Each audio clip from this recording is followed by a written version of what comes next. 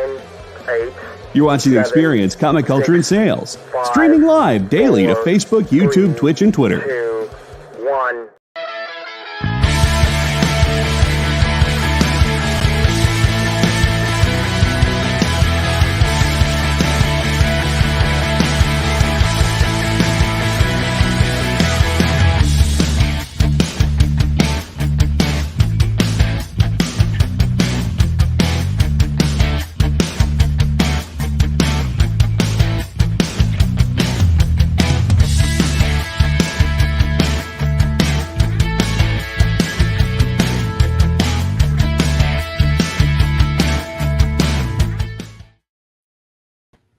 Hey, there he is. All right, so no John tonight. Oh, John was incapable of recovering from the Super Bowl, and the Eagles weren't even in it, so I don't know what's going on. But shout out to Big John, Matt Carper, Triple B, CJ, and Weird. What's up, man? Let's see, who else is in here? Ron, what's going on, buddy? Easy Go Lucky, Commander and Beef. What's going on, everybody? So Did you watch the Super Bowl and eat some wings and watch commercials, or what do you think? No, I didn't watch Super Bowl. We watched The Shining last night, the original Stanley Kubrick classic based on the Stephen King novel. We watched The Shining and had a taco night. That's what I did. For real? Yeah, for real. Dude, it was a heck of a game, man. That's what I hear. I hear that the coach of the 49ers didn't know the rules, the overtime rules or something like that. Well, so I don't know. In fairness, okay, so the overtime rules were changed for the Super Bowl and did not take hold in the playoffs. Now, I'm not making excuses. I mean, Shanahan should have known, or one of the multitude of front office staff should have pointed out, hey, guys, did you hear about the overtime rule?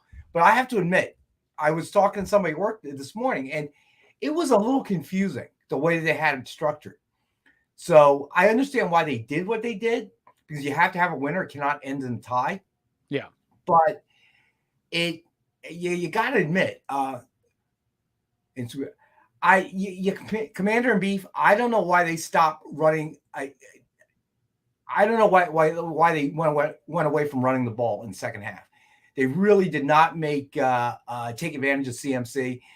They kept pushing it in the air, and it was not going well. Weird. I know how you feel, buddy. But it is interesting the way the rule works, because the rule, I didn't know this at the time until it ended up in a tie, and then they announced that we were going to overtime. So the difference from the playoffs and the regular season with the overtime rule is each team gets one possession of the ball in overtime. Okay, mandatory. So it doesn't matter if it's a touchdown or a field goal, like normal overtime rules. If you score a touchdown, game's over, right? Yeah. So everybody gets one possession.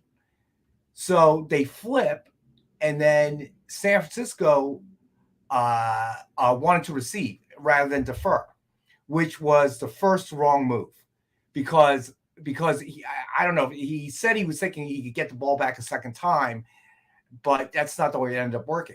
So there was a confusion there. Yeah, definitely. They did. Marcus, that's interesting.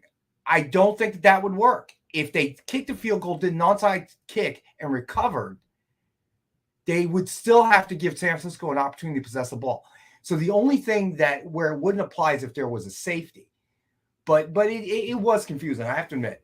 Again, I'm not paid millions of dollars, okay, to work in the Niners front office. So yeah, you don't got like dozens and dozens, if not hundreds of people surrounding you that somebody, like you said, should have been able to be like, hey, by the way, we get into the overtime situation. This is what we're doing.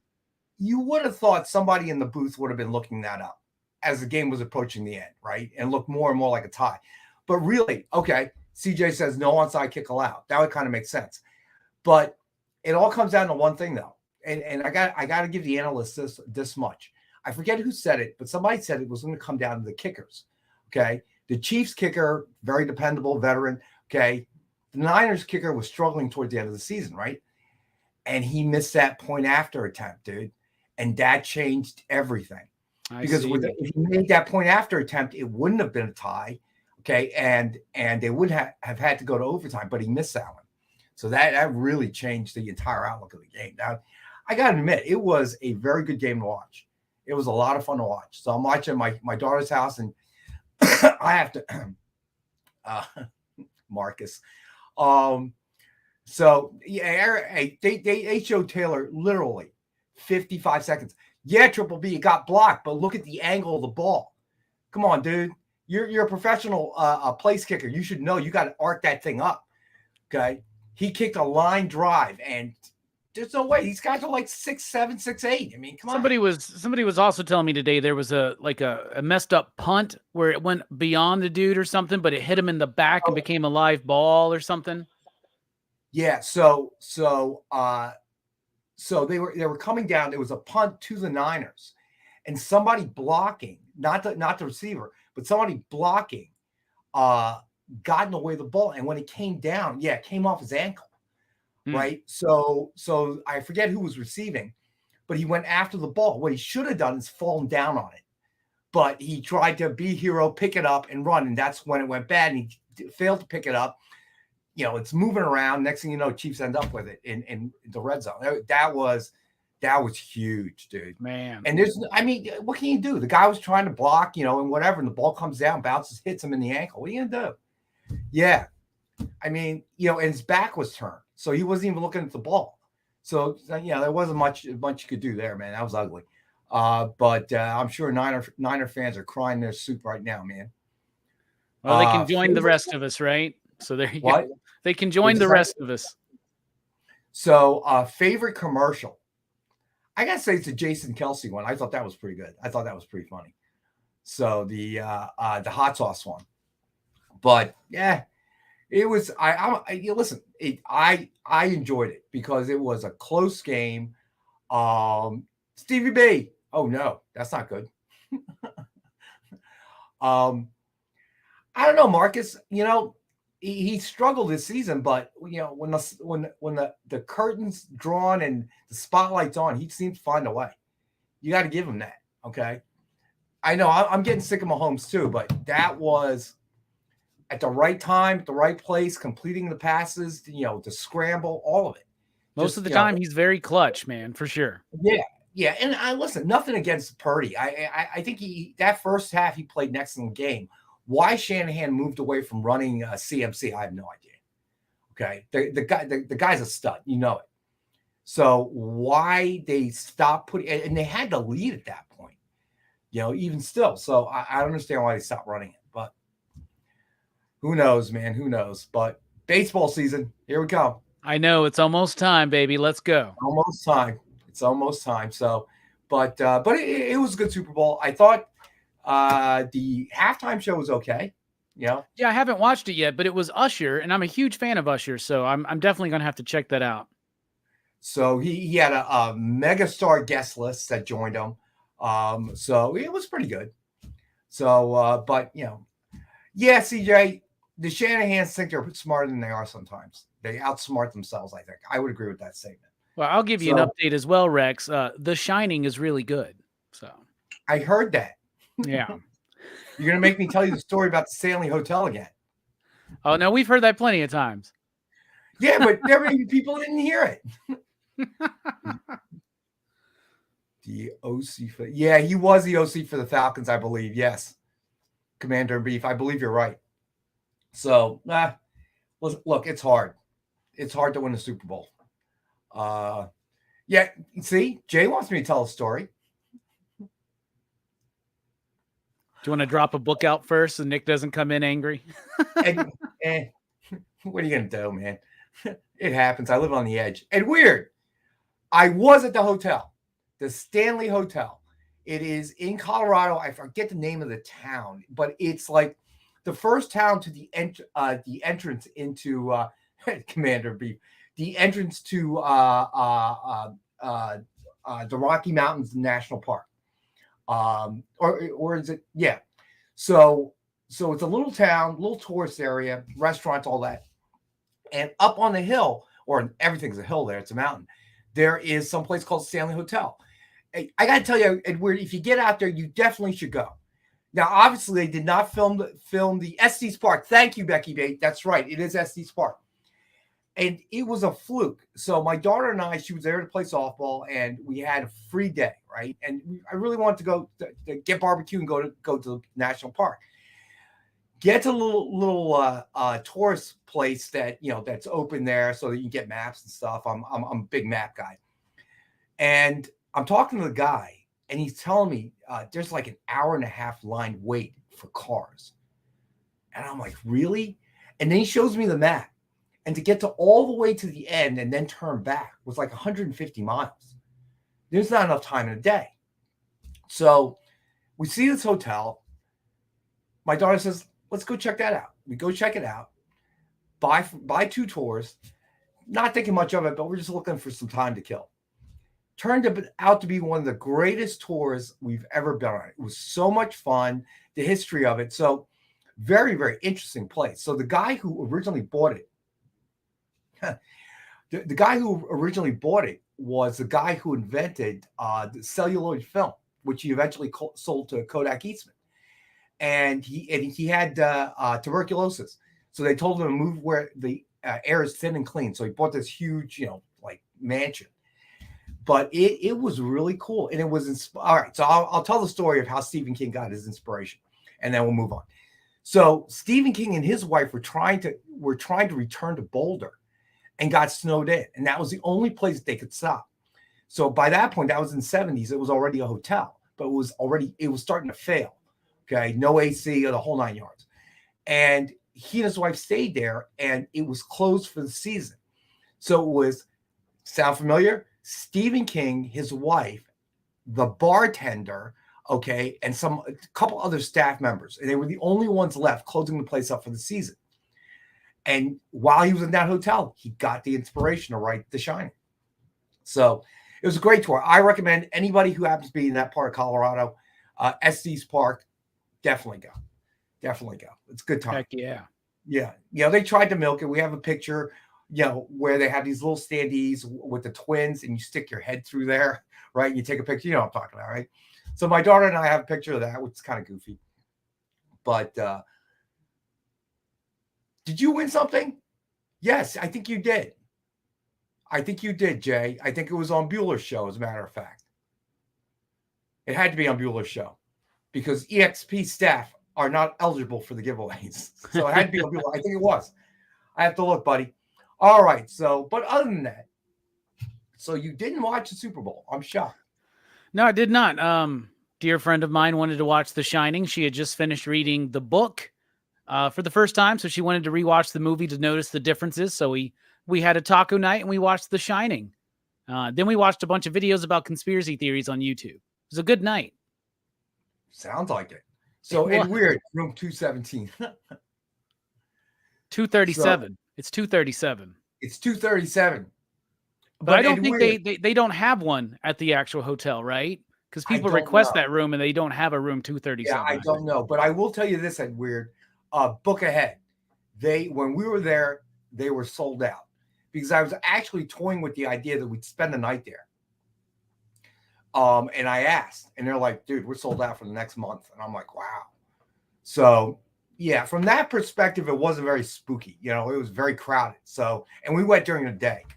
I'm sure it would have been a lot more scary if we went in the evening. It was dark out and stuff. But I like Marcus. He says they should have a guy in a dog suit just walking around. How funny would that be? Oh, 217 is the actual room. Oh, yeah, that's right. That's right. Word. I got to tell you, we had that weird, there's a separate building, like a concert hall he built for his wife. All right. So she could continue to perform. But nobody came. But so we're in there to give him the tour. And man, I'm going to tell you, that door shut. And then on the way out, I'm looking for, I'm looking at the door jam and stuff, looking for some sort of, animatronics from Disney or something. Man, I don't know. We're right on cue. And it was not a windy day, so I don't know what the hell happened there. So that was fun though. I had a great time. Yeah.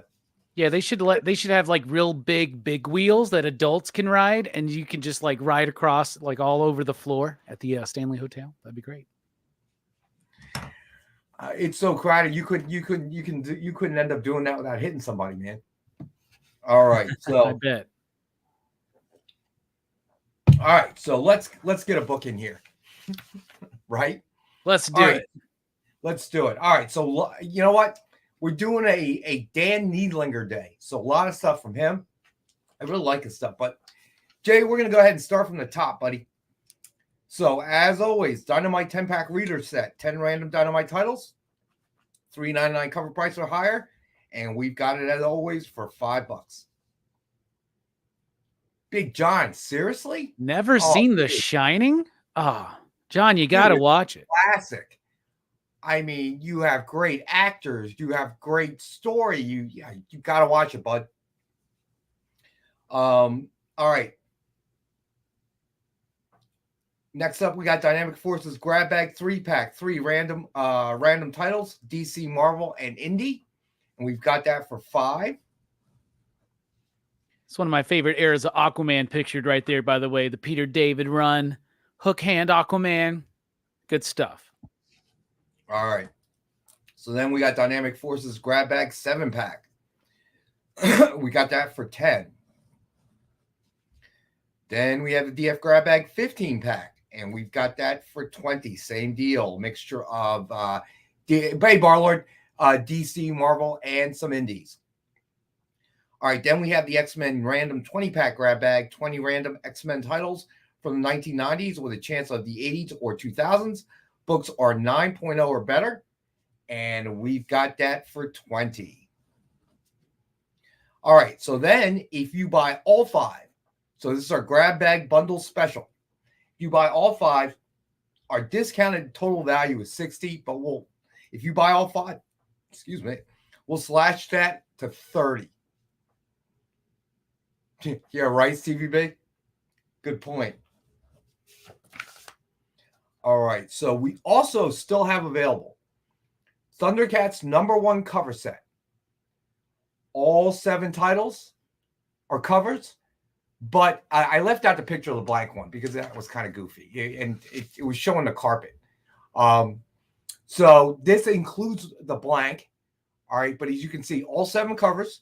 And we've got it at cover price of $34.93. I've been hearing reports from many retailers that the sell-through on Thundercats #1 is very outstanding, higher than anticipated. So, yeah, that's very good to hear. All right, yeah, Matt, we're gonna do those next. All right, so very special tonight. It is a 4-book connecting cover. Unworthy Thor #1, Hulk #1, Captain America number 695, and Iron Man number 600. 4 connecting cover set with Namor, Yellow Jacket, Black Panther, Captain America, Human Torch, and Vision by Joe Del Beato and Mariano Nicieza. Battling it out at the Eiffel Tower. Suggested retail of $399.99.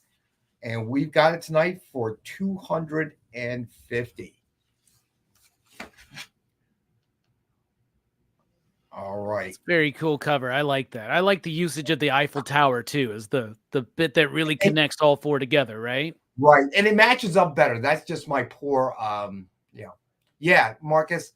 Homage to Avengers 71. It's just my stitching is not very good. I never claimed to be a graphic artist by any stretch of the imagination. But my graphic art is better than my hand-drawn art. So there is that. Let's see.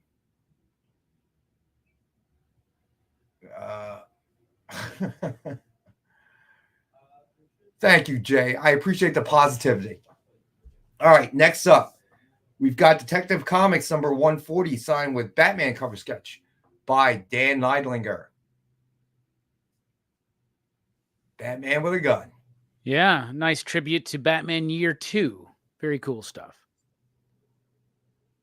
All right. Red pants. How did red pants come up again? All right. So because that's what Batman's wearing on that cover right there. You can't see it, but he's wearing red pants.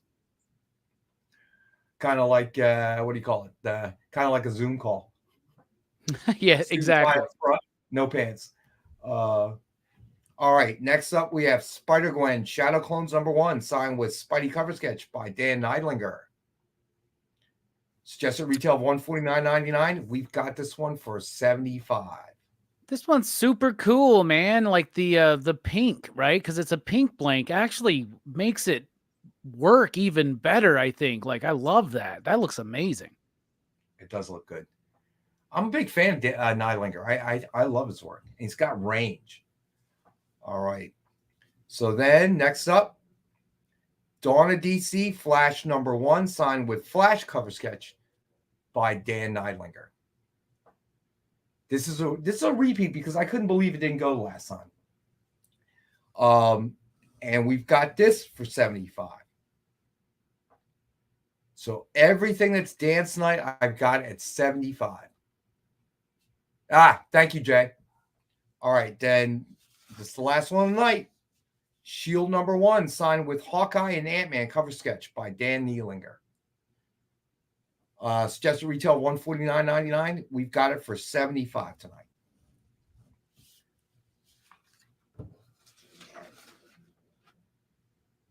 That's scroll French. Thank you, Lyle. That's very international of you, my friend. All right, so yeah, we're going to that new break schedule. So I'm shocked. I know you're a football fan. I'm shocked. I'm shocked that you didn't watch the Super Bowl. Yes, I am. I mean, I usually do watch it, but I had another opportunity last night, so I took that one. Yeah, it's not the same. We don't have any skin in the game either. Yeah. I mean, so trust me, if the Cowboys were playing, I would have been like, sorry, busy. No doubt. We know that. Though the tacos were delicious. Making tacos was amazing. A nice little taco spread. But luckily, that's highly unlikely. So you'll be able to do this with your friends if you choose to. That's true. Many lonely Super Bowl Sundays, right? Oh, man. You know you got the same problem.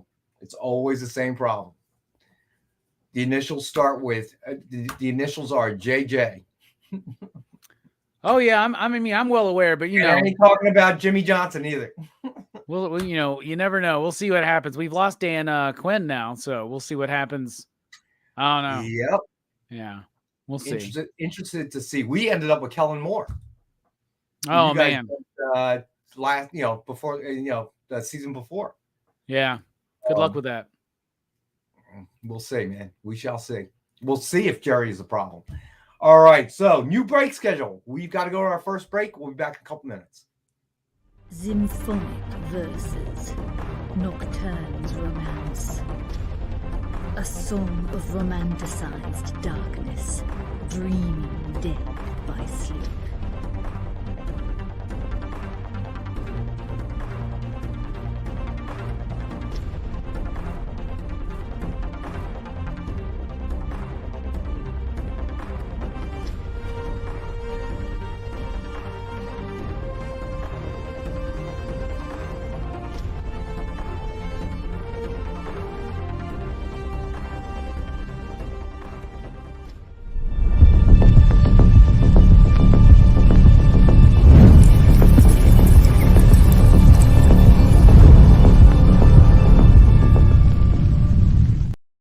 According to a statistic that I just made up, people spend 4 hours a day changing the television channel. People who watch The Experience don't do that. Save yourself a ton of time by tuning into The Experience and enjoying our new original programming 7 days a week.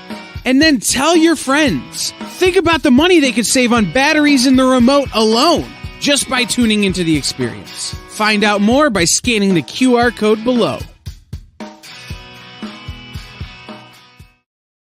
To be continued. 3 little words that hold the secret to the next great story. 3 words that will thrill you, confound you, give life to new possibilities. Every variation of To Be Continued is a promise of adventure, a promise of excitement, a promise of unseen wonders and unexplored worlds. A promise that every issue you read makes you a part of a never-ending journey. And behind every page, there will be an unopened door waiting for you. This story to be continued at your local comic book shop. Visit comicshoplocator.com today.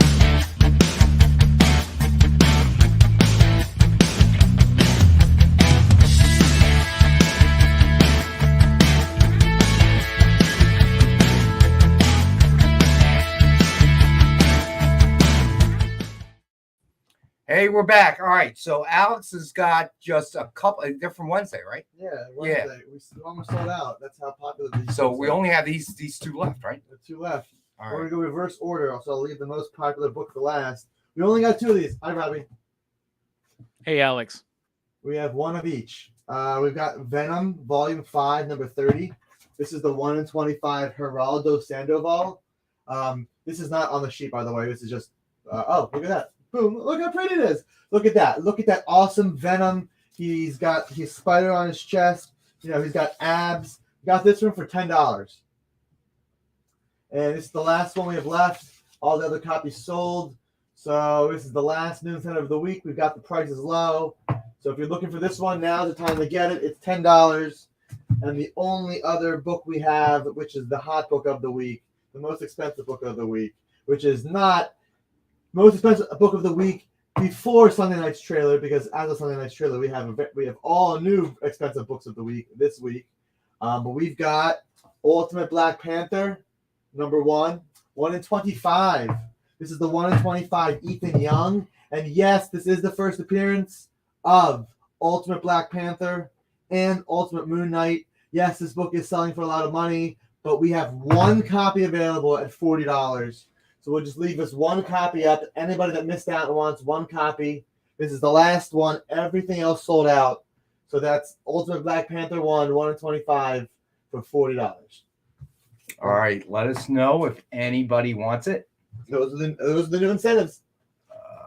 Yeah, Matt, for real. Yeah, everybody's after that Black Panther. When I was at work today, I was pulling up all of our customer notes from the weekend, and about half of them were Black Panther related. They were like, "I want them. I want every cover." I'm like, "Okay, we'll see what happens." Well, this was kind of the Stevie B. It looks like it. Okay, it's a very weird storm. It looks like we're gonna get probably 2 to 3 inches, but an hour to the northwest of us, they could get slammed. Okay, like 6 to 8. So it's Lyle, for you, it's like your shower running with no hot water. Okay, so it doesn't really count for you. Okay, but for the rest of us, it's a major issue. Yeah, so I don't think CVB. I feel like you're in the northeast as well. So I'm not sure, man. So I don't think it's going to be bad, but you never know. Okay, Commander and Beef. Yeah, it's weird the way this pattern is moving. Like the Poconos, which is probably 2-3 hours from us, is probably going to get hammered. But they like that because that's where everybody goes to ski in this area. So that's not too big a deal.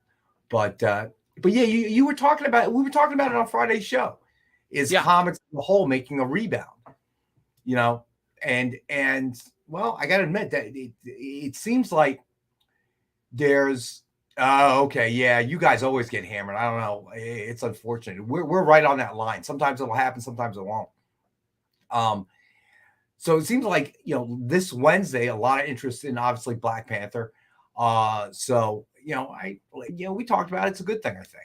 Yeah, you know, between, you know, the Energon universe, what they're doing with Transformers and the G.I. Joe properties and this Ultimate line right now, and then even things like Thundercats, like they're bringing people back into the shop. They're bringing a level of excitement that we haven't seen generated, at least at my shop, in a while, because a lot of people are waning on some of those books. You know, it's kind of like what was going on with the MCU or the DCEU.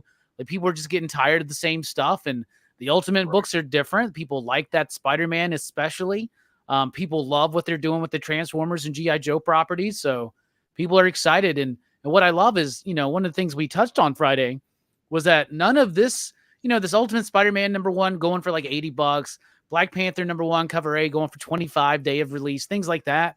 Like, that's exciting. And I know it can be annoying if you're just out there trying to find it at cover price. If you got good shops, you'll be able to do that. If you pre-order it, especially. But what I love is that it's not generated by anything connected to the movies or the television shows. It's generated to the idea of creators making exciting comics. And that's awesome, I think. Well, as we said on Friday, you know, speculators are part of it. And it's fine when the publishers, the creators are creating for the reader. And then the readers want it, driving the price up a little bit. Then the speculators come out looking for the book, driving the needle even a little more. But when it's reversed, which we talked about in the 90s, that's bad. Okay. When the publishers start creating for the speculators and not the readers anymore, that's what happens with Turok #1, right? Yeah, absolutely. You get that ridiculous overorder. Hey, Bird, Corey Russ, what's going on, man? Who asked? Yeah. Lyle. Yeah, Lyle. Anybody from Brooklyn? I'm technically not from Brooklyn. I'm from Queens. But you know, spent a little time in Brooklyn. My dad used to live in Brooklyn. I'd never save a Brooklyn squirrel, my friend. Because they're rats. They're not squirrels. So technically, I'm kind of from Brooklyn. I was listening to this thing the other day, and they were talking about in New York City, like, there's basically the rat population is the same as the human population. That's insane. It's millions of rats. No, millions. That's wrong. That's wrong. Is it Actually, more? There are more rats than people, I believe. Yeah. Oh yeah. Man. Well, during the pandemic, during the pandemic, they started to cannibalize each other. Thank you, Commander Reed. Because think of all that trash. Nobody was going out anymore, right? So there wasn't fast food, pizza, leftover pizza, right? So the rats were starving. So they started to cannibalize one another. They started to eat each other. Yeah, Commander Beef, a lot more, dude. Wow. Whoever told you that lied, brother. There are way more rats than people in New York City. Way more. That's nuts. Let me see. Neil, what's going on, buddy? Neil, I would love to. I saw your earlier comment. I would love to go to the Spam Museum. It's in like where, Michigan or somewhere? Robbie, you seem to know where it was. Where what was? Spam Museum. Oh, it's in Minnesota. Minnesota. Yeah. So if I had reason to be in Minnesota, I would definitely go to the museum. But I ain't traveling to Minnesota just to go to the Spam Museum, dude.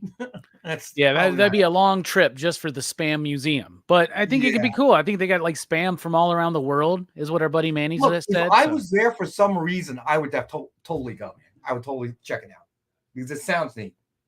It's like you don't go to Atlanta for the Coke Museum, but if you're there, you might go. Correct. But I can think of more reasons why I would be in Atlanta than I would be Minnesota. That's true.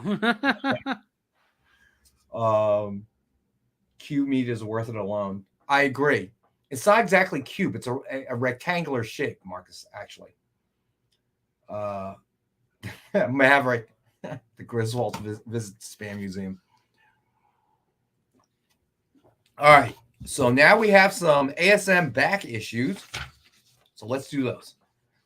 All right, so first up, we have Amazing Spider-Man number 243.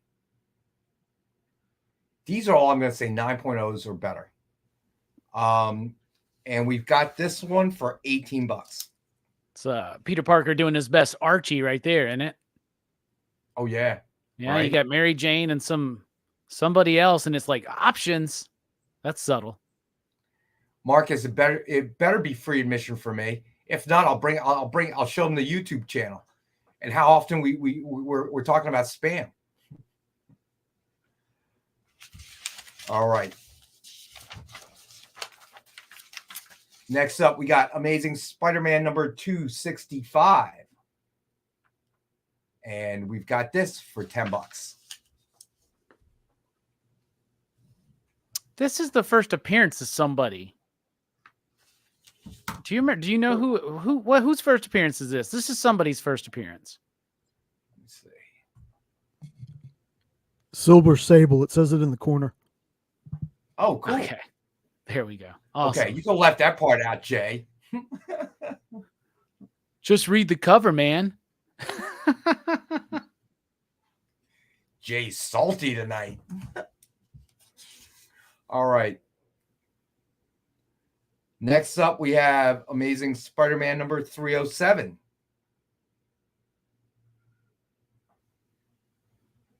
And we've got this for $15. Those good old Todd McFarlane fingers that bend in all kinds of ways. He must be double jointed. Yeah. All right. Next up, we've got Amazing Spider-Man number 312. All right. And we've got this one for $14. Such a cool cover. McFarlane doing both goblins against each other. Good stuff. I love the little corner box illustration too down there.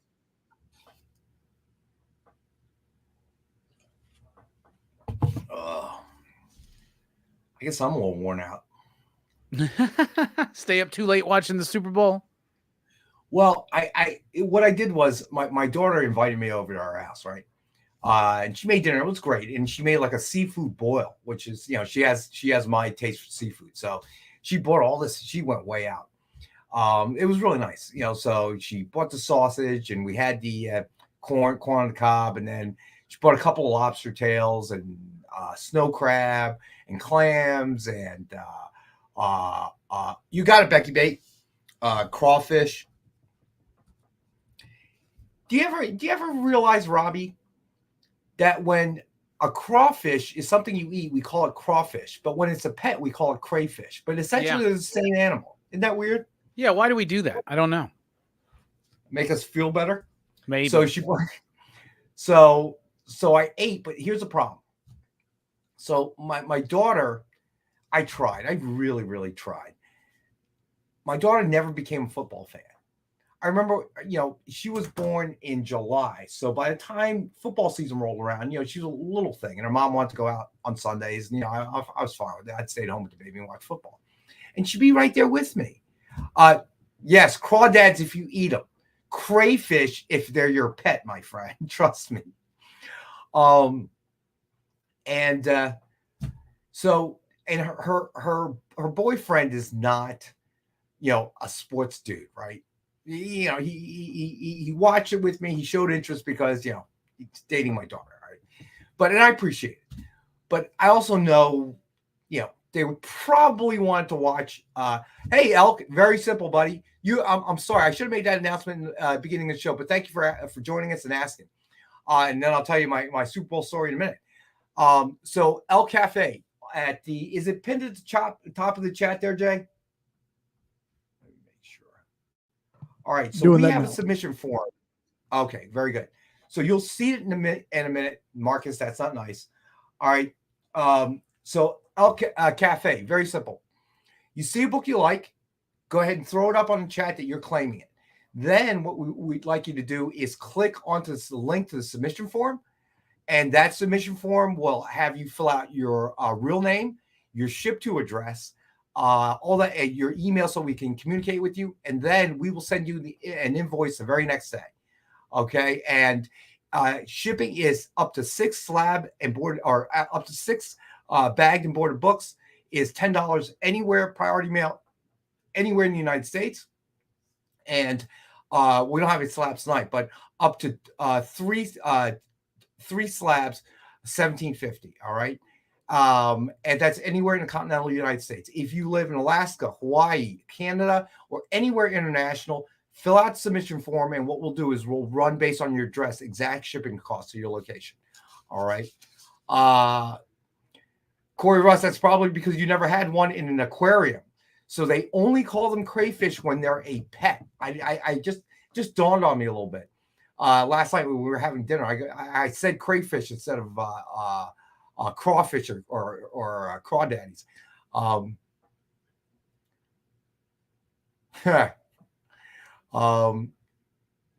Make 2 Red Devils, but wait a minute. No, those are Royal Reds. That's right. That's the ones I had Gulf Shores. I kind of want to see the big shrimp or whatever. Yeah. They're prawns. So prawns are fresh. Shrimp. No, prawns are freshwater. No matter how big or small they are freshwater. Shrimp are saltwater. Oh, interesting. I did not know that distinction. Or it's the reverse. I forget which, but that is true. One of the two. Listen, I ain't Forrest Gump. I don't have a shrimping boat, bro. But yes, CJ, Royal Reds, they taste just like lobsters. Big prawn lobsters.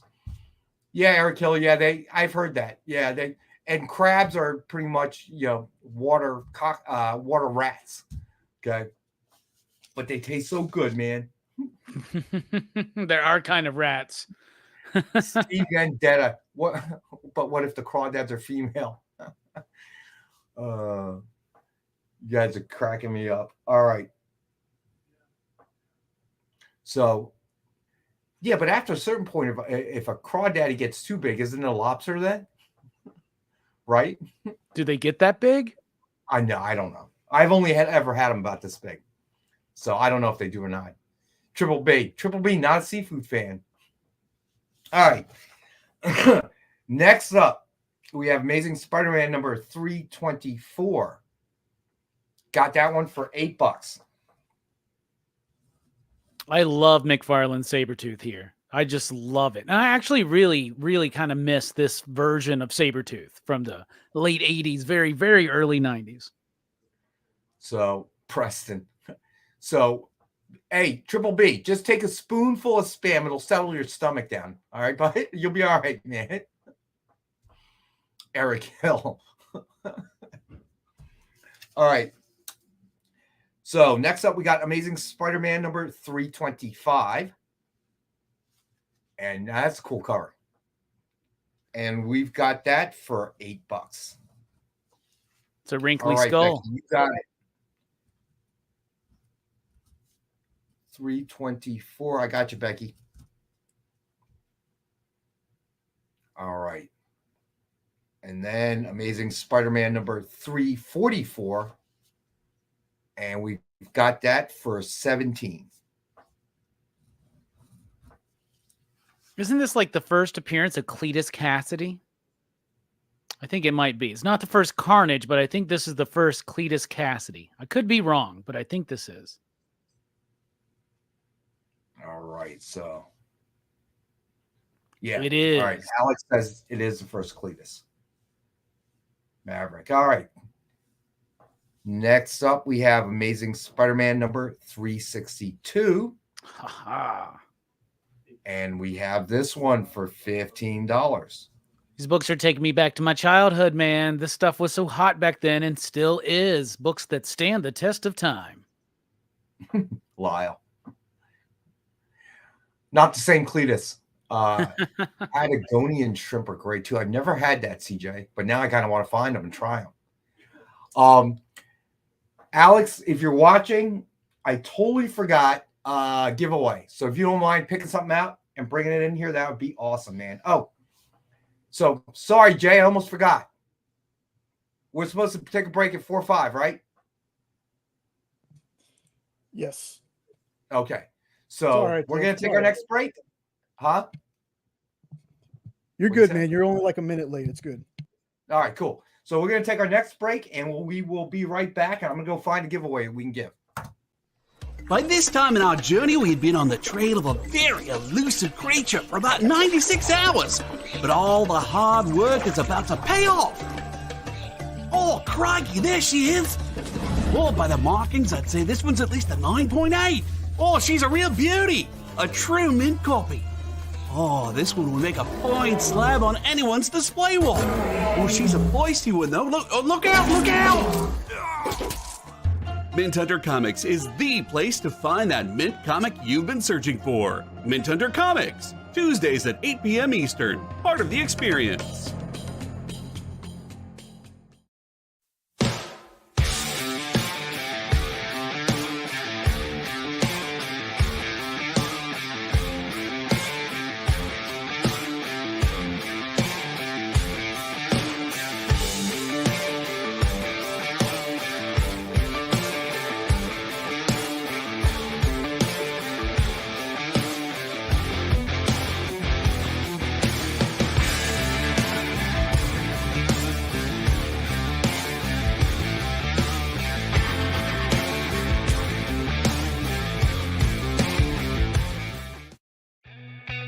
Programming on the EXP is made possible by viewers like you, or your local comic shop, or that Kickstarter you backed, or the publisher you like, or comic industry professionals who want to share a message with the world. Really, anyone who wants to advertise with us can. If you're interested in seeing a product you know and love, or are creating, or are publishing, or are involved with, advertised here on The Experience, and having your message shared with our viewers, please reach out by scanning the QR code below or visiting our website and using the contact form.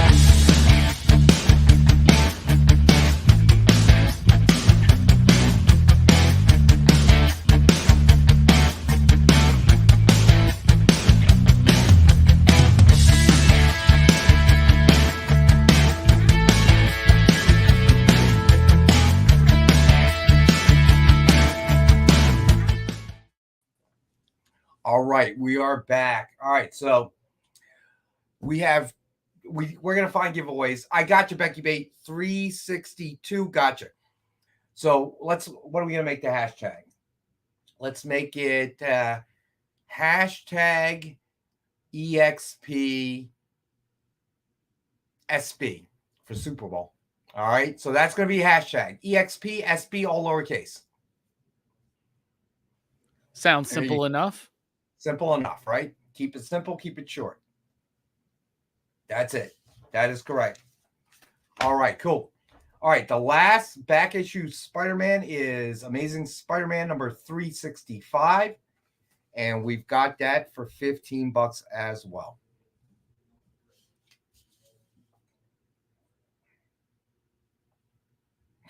Matt. Keep trying, buddy. You'll get there, man. See? Dwayne's a pain. What's up? Ryan, what's going on, buddy? There we go. Another classic from my childhood. Great run of Spider-Man here.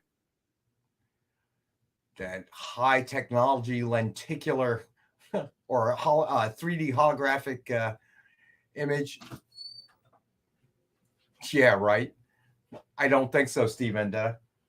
I would love to have a full run of Super Pro, to be honest. All right, so here are the giveaways. Oh, wait, NFL Super Pro? Those books are hot right now.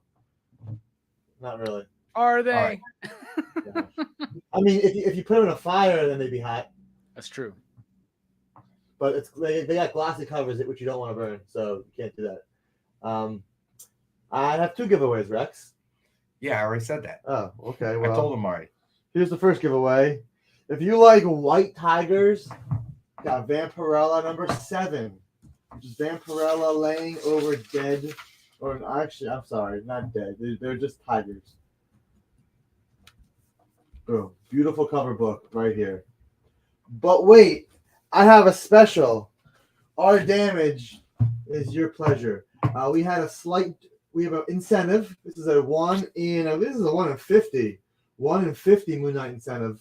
And it's got slight slight. I don't know if you can see. There you go. Slight creasing. Slight creasing. Now it will actually press out. It's not color breaking, but I'm not going to sell this. We're going to give away this 1 in 50. Okay, our damage is their benefit. There you Okay, go. There you I go. wouldn't say pleasure. It sounds a little weird. Okay. Our damage is your pleasure. Anyway, there you go. All right, so amazing those are books the two tonight. giveaways.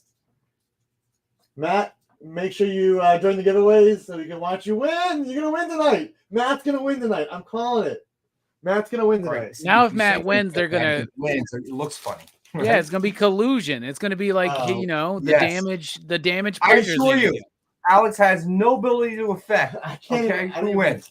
I don't even know the hashtag tonight. What's the hashtag? Not telling you now. Oh, okay. All right. Well, now I think if Matt wins, he has to be automatically disqualified. That's not fair. So now Matt would like you to get out, Alex. Yeah, say he says you're cursing him right now. No, Matt. Anyway, so the two giveaways, Moon Knight and Vampirella. And we have some more fun stuff coming. All right, so let's do. El Cafe wants to know if we got any other Moon Knights. So Alex is going to take a look. But all right, so let's do a quick Rex cap. I know we've got a few more people who did not get into the room at the beginning. So let's do a quick Rex cap. Here we go. Matt, signatures are coming up right after the Rex cap, my man. All right. All right. So as always, Dynamite 10-pack reader set. 10 random Dynamite titles, $3.99 cover price or higher. Retail value of $40. We got it for $5 tonight. Then we have Dynamic Forces Grab Bag 3-pack. It'll be random DC, Marvel, and indie titles. And we've got the 3-pack for $5.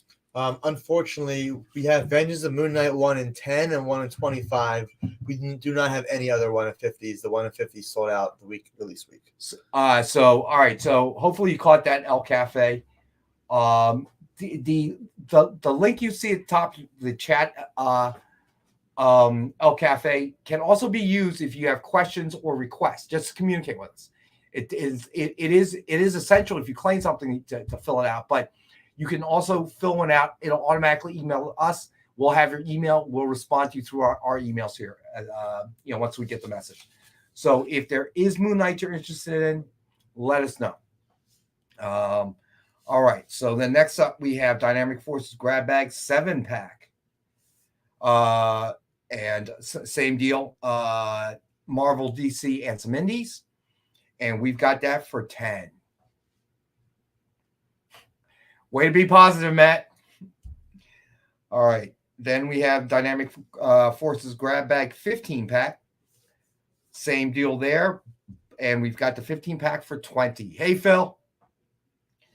Then we've got the X-Men Random 20-pack Grab Bag. 20 random X-Men titles from the 90s. Chance of the 1980s or 2000s. Books are 9.0 or better. And we've got that for 20. Then we have the Grab Bag Combo Bundle. So that is all 5 of the grab bags, okay, reader set and grab bag. That at the discounted price that we gave, that retail value was $60. But if you buy all 5, we'll do it for $30. Then we still have available Thundercats #1 cover sets. The 7 covers. The one you not pictured here is the blank for sketch covers and such. And then these 6 along with the blank make 7. And we have these at cover price, $34.93. Oh, TJ, that's because Amy was sick that day, buddy. So, yeah, that's why you saw that, my man. All right, so then we did the sketch covers. Unworthy Thor #1. This is a 4-cover connecting set.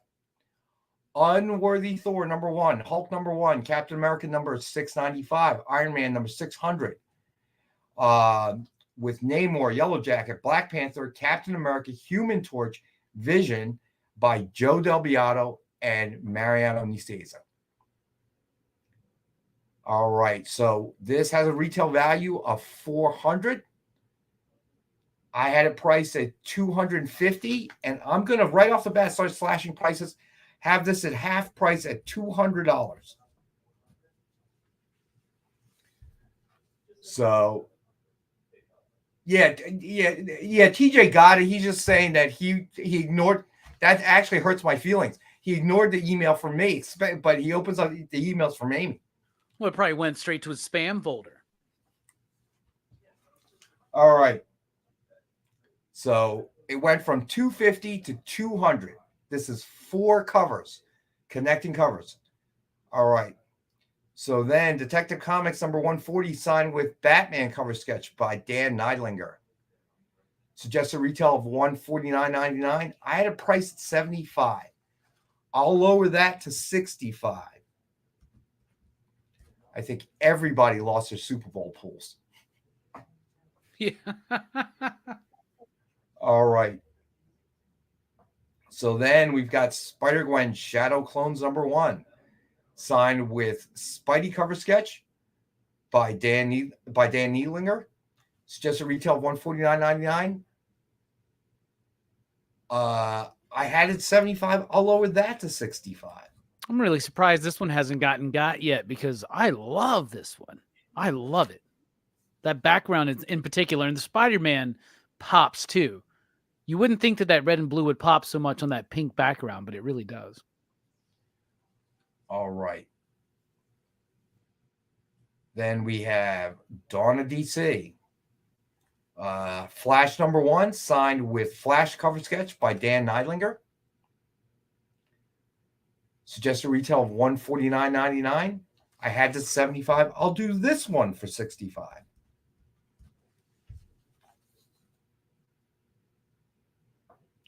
All right. So then we had Shield number 1, signed with Hawkeye and Ant-Man cover sketch by Dan Neidlinger. Suggested retail $149. I had 75. I'll do. Ron's going to claim Batman. You got it, Ron. All right. So that one was 75. Suggested retail $149.99. We had it 75. I'll do this one for 65.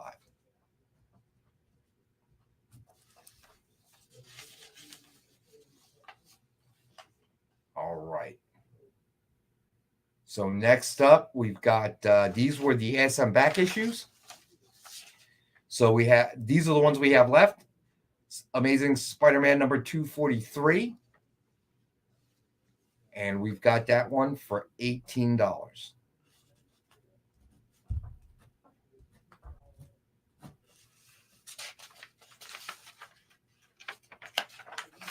All right, you got it, Ron.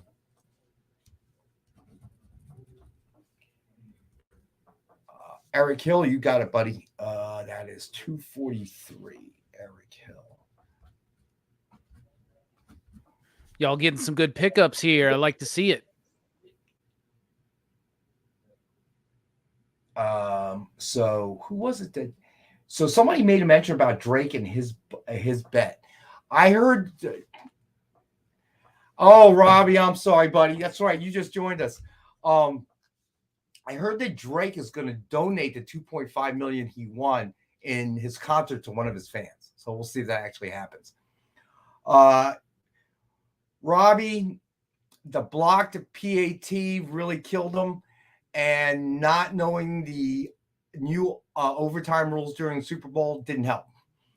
But I mean, what are you going to do, man? I mean, I'm not going to put it on Purdy. I thought he played a good game. I think Shanahan moved away from running the ball with CMC. I'm not sure why he did that, because that guy is, when you just give it to him. He'll find a way, man. He will find a way. All right. So then, but I feel for you, Robbie. At least you got to watch one, you got to watch him in the Super Bowl, unlike me, and definitely unlike Robbie. Yep. Unlike us. Some of us didn't even watch the Super Bowl. We just ate tacos. Yeah. But I got to tell you, I thought my meal was better than tacos. Yeah, Travis. Shit, yeah, Robbie Roach. I know, man. It hurts. It's hard. It's hard, my man. All right. So then we had Amazing Spider-Man number 265. And we've got this one for $10. First appearance, Silver Sable, second printing.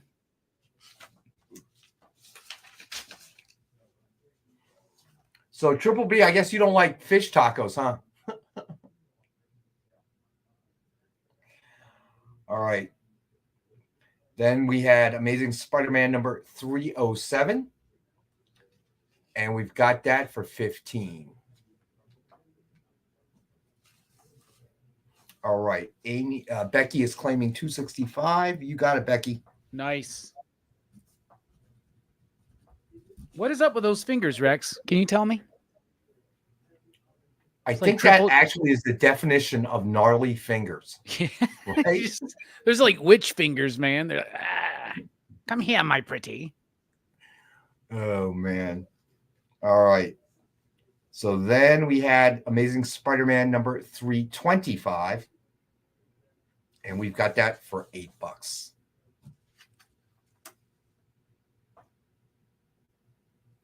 Marcus, he was texting all day. Yeah. Then we had Amazing Spider-Man number 344. And we've got that for 17.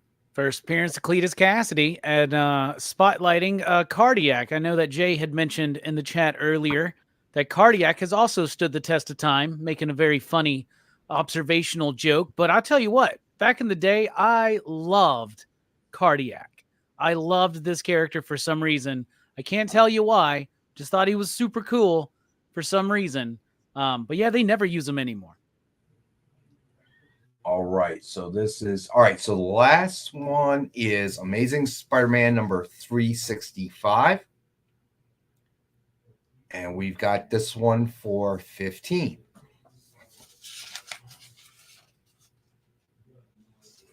All right. So who? Oh, that's right. Kyle wanted me to make a couple announcements. I was going to make the first announcement at the beginning of the show, and guess what? Forgot. All right. So we have reached our goal of 2,500 plus subscribers. So thank you, everybody, for doing that.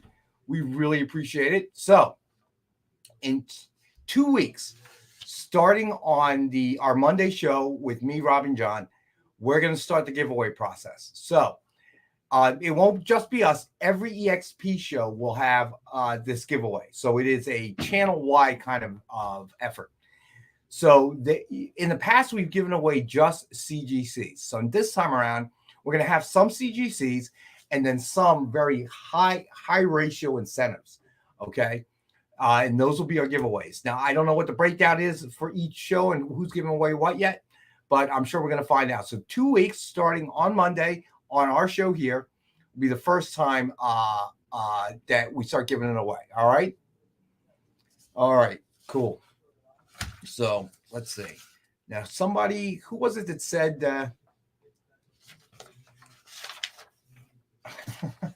Matt, don't say that, buddy. I think I know why you don't gamble now. It's not in your best interest. All right. So who wanted to see signed books? I think somebody did. All right. So who else is in there? I saw a little sign come up.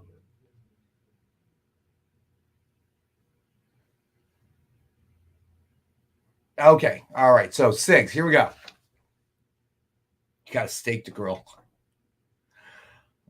All right. So Dark Knight's Metal, number 5. Comic Sketch Art Planet Comic-Con exclusive, signed by Scott Schneider and Greg Capullo.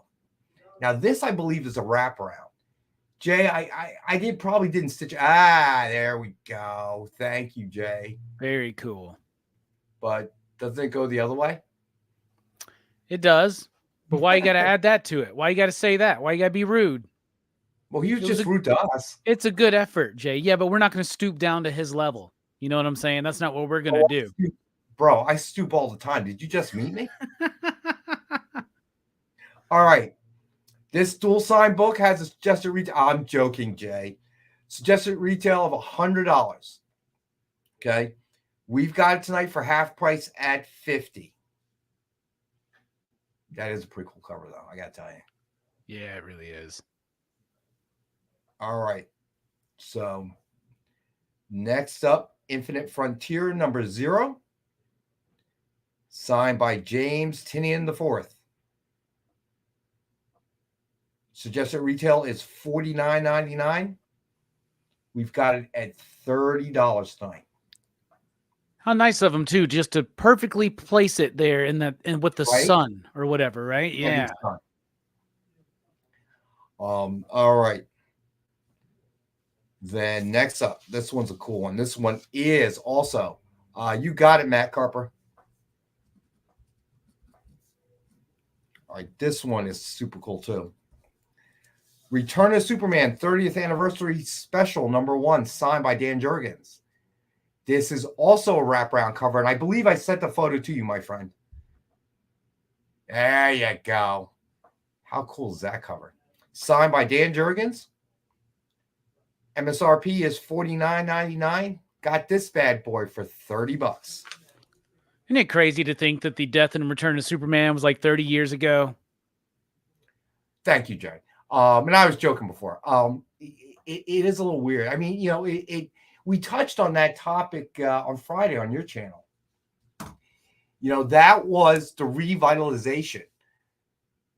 But and all of that hoopla and all of the mainstream news picking up the killing Superman. Yeah, it was everywhere. I remember that. I remember waking up that morning and they were talking about it on the radio. They were talking about it on the news. Everybody at school was talking about it. It was all over the place. It was just a you were a young guy, huh? This was, I don't know. We kind of touched on it. It was kind of gimmicky. You know what I mean? Oh yeah, for sure. Because not only do you kill him and you have the bagged issue, but then you have four Supermen to take his place with the die cut covers. But I'll tell you what, at that time, I'm like 12 years old or something. And I was eating every bit of it up. Like I could not wait to get to the shop every week to get the next one. Like it was something that had a very defining effect on me. Well, you know, my problem with it was I think it artificially inflated the numbers, you know? So you had a lot of people buying the book, The Death of Superman, who wouldn't normally. It was everybody, including the publishers, kind of pushing all the, kind of pushing the speculation factor. So it's on your local news, it's on national news, and the next thing you know, grandma's buying it for grandkids, whatever. Without ever, and after that was over, they probably never bought another comic book again. So then after that came what I consider the biggest crash, right? Yeah. Because everything fell off the board because of that. So I don't know. I think they kind of pushed it over the edge as well, in a way. Yeah, no kidding. That's what I'm saying. Very interesting area. There was a lot of things that led to the collapse of the market. There was a bunch of different factors. There were publishers that were at fault at times, for overproducing and not delivering books, and then you had shops that were doing like really shady kind of things. And you had the speculator market. You had, like you've mentioned before, the card speculators coming in and all this and that. And then they just did too much too fast. Right. Like, and they never thought, like I was listening to this video on Cartoonist Kayfabe not too long ago, and they were reading along with a Rob Liefeld interview from like 97, right after he's ousted from Image, right after he's taken off of Captain America. And he's like, honestly, we just never thought it would end, and it's just so quickly, like all of a sudden it happened like that. I mean, it's crazy. I think it was a lot of factors creating that perfect storm. So when the trading card guys got into it, they were flush at that point with cash, and they were looking for the next best, greatest thing, because at that point the card market started to tail off. Right, was beginning to show some softness. I mean, at one point I was selling the concept of the draft pick card superseding the rookie card, okay, which pretty much meant your draft pick card, okay, the manufacturer of the draft pick card couldn't get the license from the leagues. That's essentially what it was. It was a trick. So then you only needed a back then in those days, the college athletes didn't have an name, image, likeness deal, right? So all you had to do was pay the NCAA a license, and then you could picture that school, whatever, right? And it was more or less a trick, right? And they called it the draft pick card. I remember, dude, we used to have Shaq draft picks, right? It was him in an LSU uniform. We were selling those for $50 a pop at one point. Wow. Okay. A monster box of those draft pick cards, it was like gold. It was crazy. And once those guys got into it, with all that cash, flush with cash, I think that accelerated demise. And then the market crashed. I mean, what can you do? Yeah. So, all right. So next up, we got Silver Surfer Rebirth #1, signed by Ron Mars. Suggested retail of $49.99. We've got this one for $30. Maverick. Yes, sir. 1992 classic draft picks. Okay. Maverick, I just started working at Classic Games at that point in time. The 1992 classic Shaquille O'Neal draft pick card, it was blue. And the biggest, it had blue borders. The biggest complaint was the borders were too thick. And they were right. The minor league cards. Classic had a license for the minor league cards at one time. Dude, it was hand in hand. You can see why the card guys were trying to cash in on comics as well. There was cards everywhere.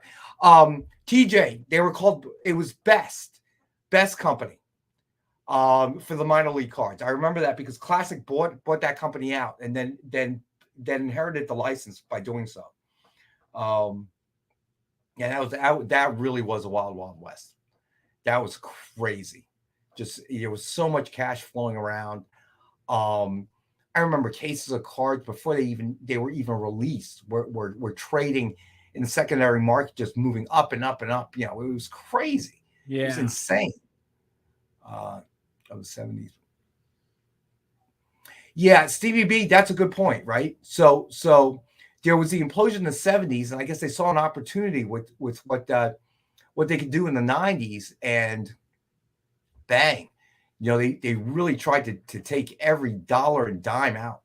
And when they did that, they inevitably kind of precipitated that. That's what you were talking about on Friday on our show is, like when the publishers start leaning more into marketing towards speculators, then, I mean, what are you doing? Like, speculation exists because there's a chance that some of these books can take off, right?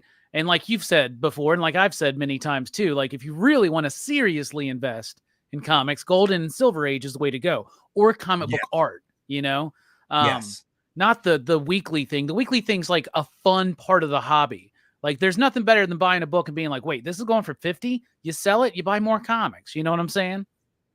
You see, and I think the trading card guys made a mistake. They made a critical tactical error when they jumped in the comic book business. That's why I always bring that Turok #1 example up, because that was just a clear statement that the speculators were driving the market, and it wasn't the collectors. Comic books claim I blame poor storytelling. Fair enough. So I think what everybody forgot, even the publishers, when you start creating for the speculators, what is it that makes one issue more valuable than another? First appearance, fair enough. Okay, we know that, right? CJ, manufacturer collectible. Thank you. That's very well said. What they don't understand at that time, where they ignored it, was it's the readers that differentiate between whether one issue is worth more or one issue is worth less. Not because they're speculators, but we're all chasing the one issue because, wow, did you read that? Oh, that was amazing. Blah, blah, blah. Okay, it's out of print. Can't get any more. So now you got to get it from somewhere else. and you really want to read the story. So you start driving the price up. And that at that point, that's when the speculators jump in. Okay. And which is fine. I don't think it's a problem, as I said. But this is where publishers went wrong in that day. You cannot cater to the speculators because it's the readers that to create the value for you. And they missed that critical part. And then, of course, it all went sideways and was my God, it was a hot mess, wasn't it? Yes, it was, man. Yeah, for a long time. Marcus, exactly. First appearance equals rookie card. But here's the thing that the trading card guys miss. What makes a trading card valuable is different from what makes a comic book valuable. Okay. Trading cards have an element of randomness, although Topps and the other ones have tried everything they can do to control it, but you can't. Because, you look at the history of trading cards, you would print maybe at most an update set, right, towards the end. But you're randomly picking, okay, people putting this in your final set. You have no idea. You could have the scouts report, you could have the stats info, you can have all of that. But you don't know who's really going to be great and who's not. And that's what makes it valuable. And then the collectors, even the speculators, you have no idea. You don't control that. The player controls that. So that's the randomness that didn't exist in comic books. But the trading card guys didn't understand that. They just thought, oh, they're killing Superman. Oh, they're breaking Batman's back. Okay. This has got to, it's not that simple, right? A good story is like a career stat of a particular player.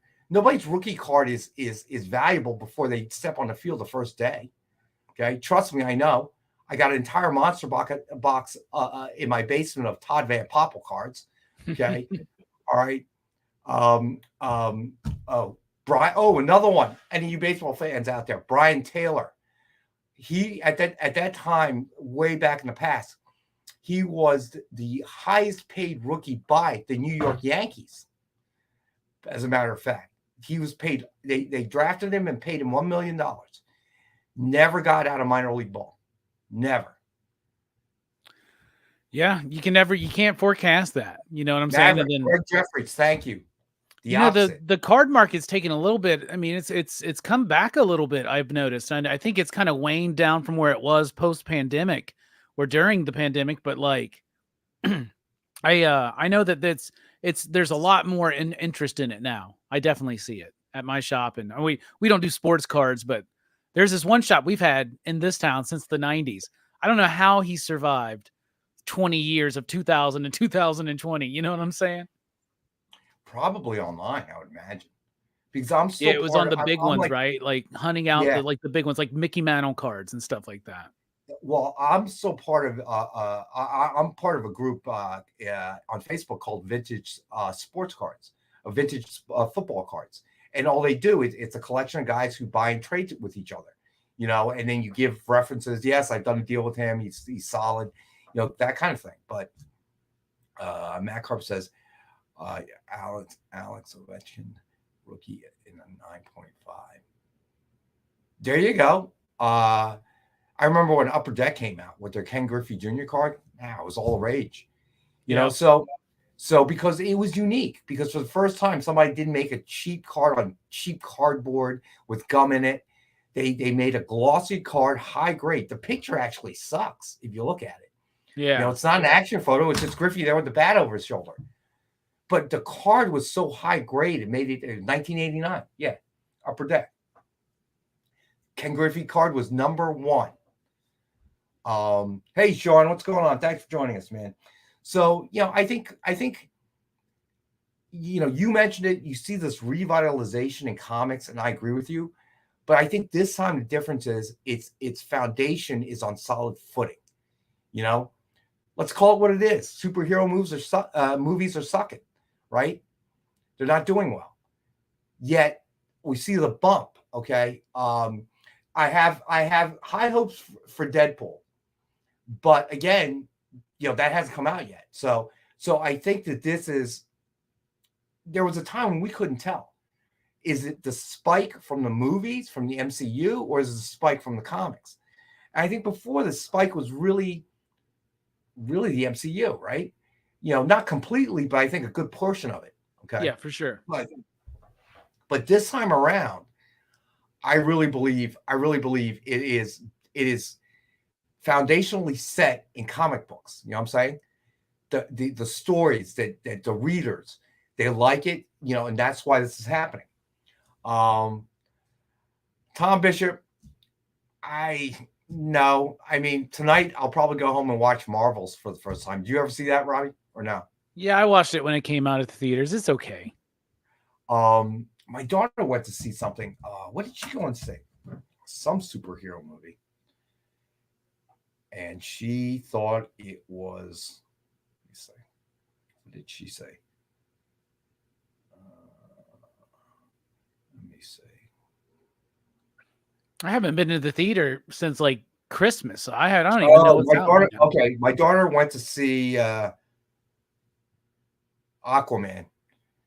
And okay, so I'm gonna read what my daughter's comments were after she came out of the movie. She texted me. She says, I get the vibe that Jason Momoa did a bad job on purpose and didn't take it seriously because he also hates this movie. This is the only redeeming quality. Watching him be a DH on screen and not take the movie seriously.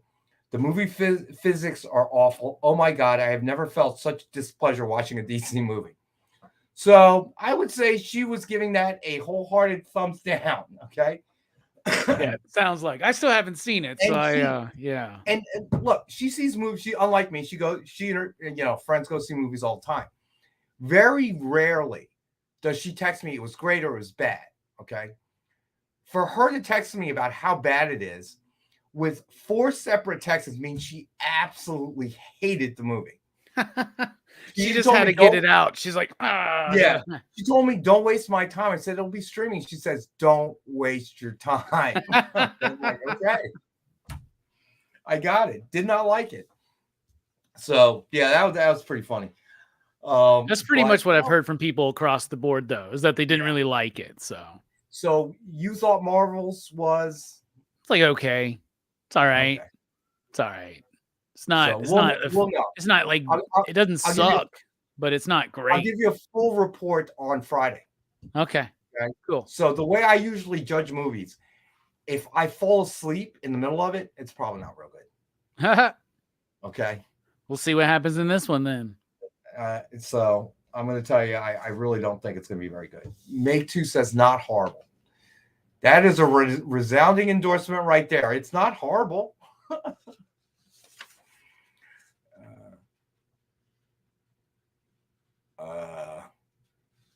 Sean, unfortunately, my days of video games are way over. Me too. Okay? There are way too many thingy-majiggies on the joystick now. I couldn't even keep. I found that out when I was playing Halo at a friend's house. I was playing against his 8-year-old son. And I'm going out there trying to figure it out. And he keeps sniping me. And I can't even see him. Okay. I'm just standing out there and my character would go down. And I'm like, are you kidding me? I couldn't even turn around. I was like, all right, Rex, it's over. Okay. You cannot play video games anymore. It's done.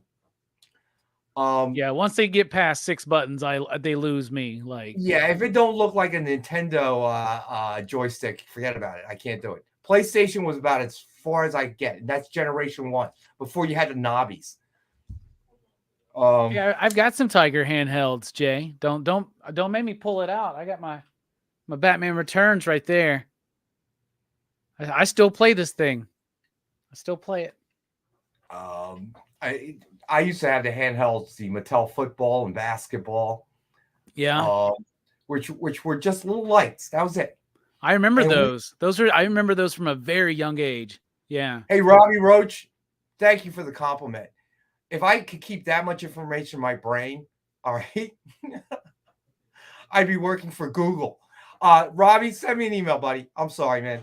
I have no idea off the top of my head.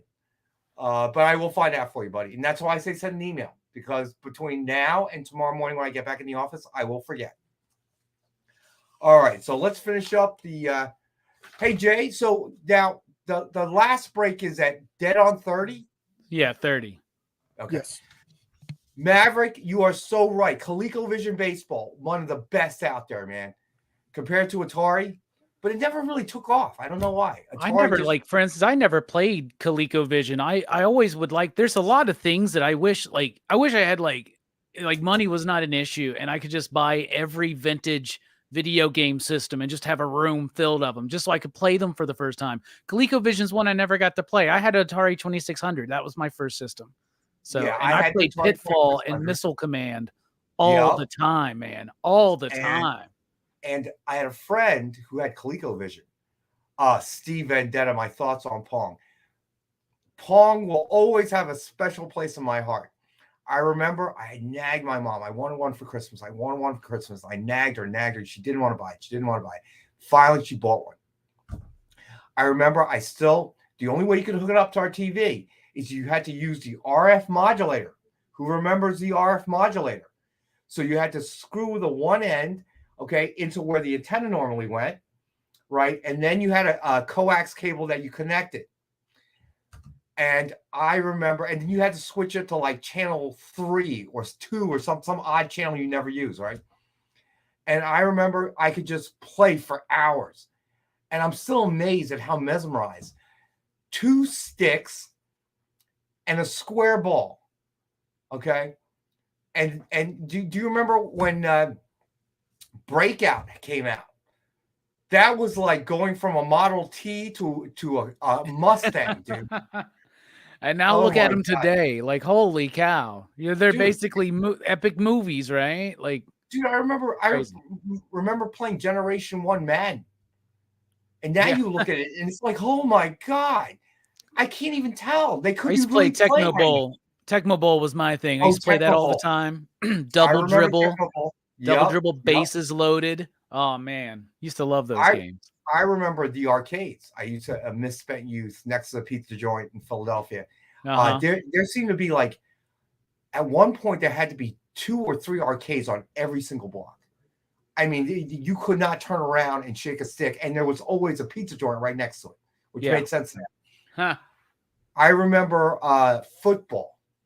It was X's and O's, and it was a tabletop with a roller ball. There was a way to cheat that game. All right.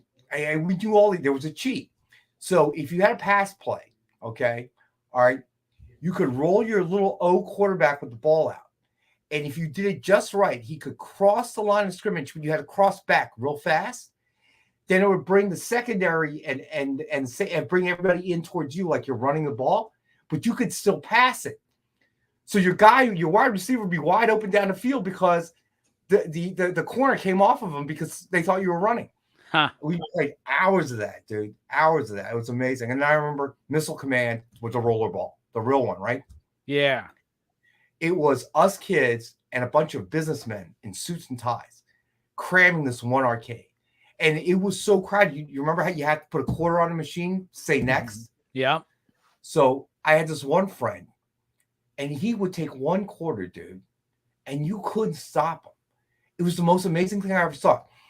So you had to lay down those missiles, right, in a line.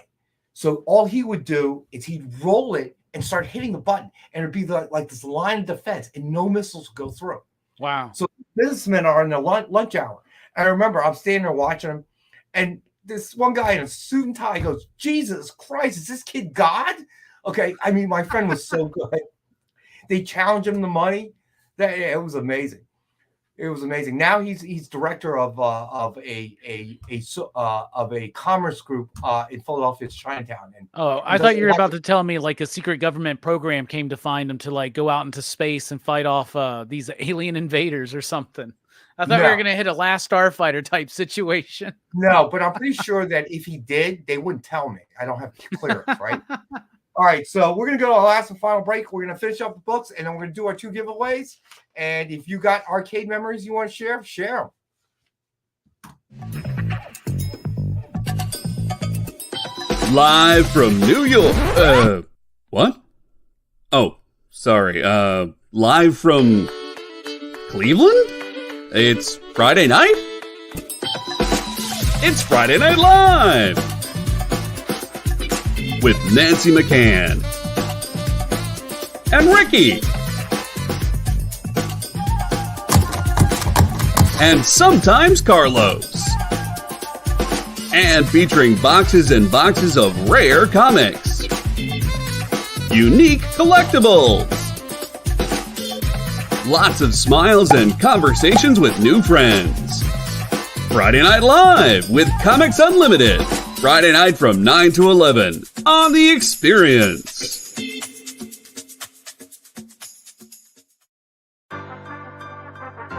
Do you remember what it was like when you were a little kid and you got a letter in the mail? Now imagine that letter was filled with information about your favorite shows, pop culture questions, links to things you're going to want to see later, and even sneak peeks at upcoming programming here on The Experience. That's what the EXP mailing list is. Every week, we send you sneak peeks, information, and all of the relevant links for all of the shows you want to see. Sign up now on our website or scan the QR code that's on your screen right now.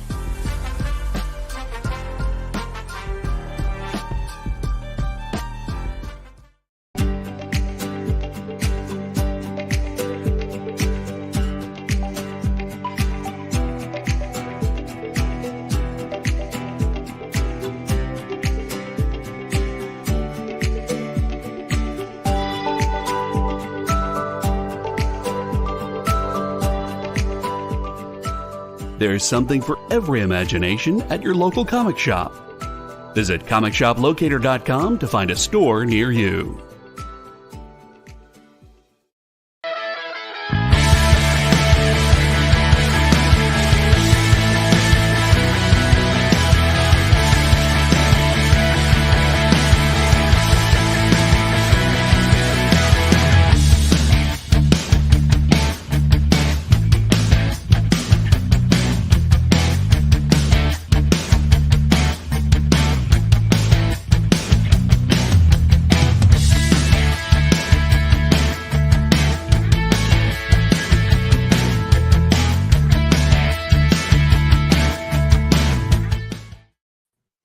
Hey, we're back. All right, so a couple of good mentions here. Well, Pac-Man was an obvious. Miss Pac-Man, you just played it.